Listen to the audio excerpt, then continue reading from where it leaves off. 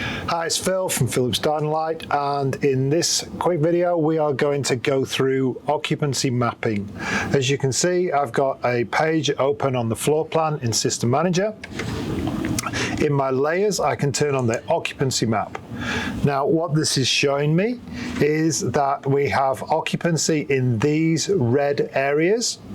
The bluish areas are unoccupied, and then the rest of the areas are unknown. That either means that they've not been sinking, or that occupancy is not turned on in those areas. So you can turn on and off occupancy at commissioning time. You choose the areas that you want to monitor occupancy.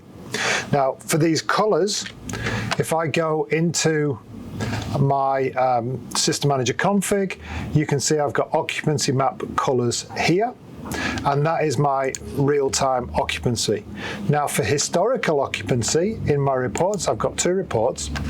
I've got the occupancy status and the percentage occupancy. The status will tell me when each area has gone from occupied to unoccupied, so when it has a state change, and it gives me a timestamp. And the percentage occupancy will give me the volume of occupancy during a time period.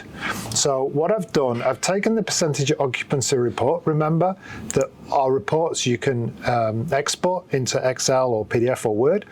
I've exported it into Excel, and all I've done is just apply a filter. So now I can filter on an area, and then I've got this graph for the data there, and I can see in this Australia meeting room, I've got this occupancy data. Now that's telling me that only 2 days out of the last week that was being used, that meeting room. That's valuable information if I want to rearrange how my office space or my business space is being used. But you can take this information, export it, and apply any kind of formulas or analysis metrics to it. So that is occupancy. You enable it in System Builder and you visualize it in System Manager. Thanks again for your time. Talk to you again soon.